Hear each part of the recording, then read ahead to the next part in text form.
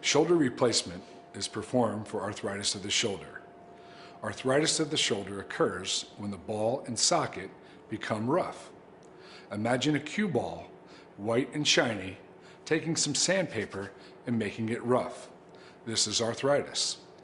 Shoulder replacement replaces the ball and sometimes the socket of the shoulder with metal and plastic. The procedure is performed in a hospital, performed through an incision on the front of your shoulder, and typically takes 45 minutes to an hour. Following the surgery, you will typically be in the hospital for 24 to 48 hours. Most importantly is to begin physical therapy as soon as possible.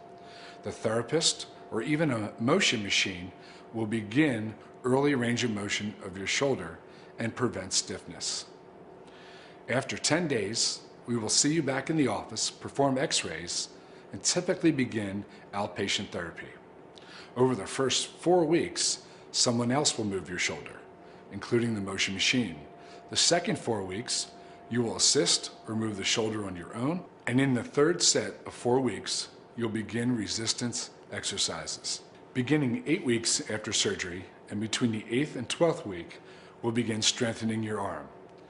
Please keep in mind you'll continue to improve every month for several months after surgery.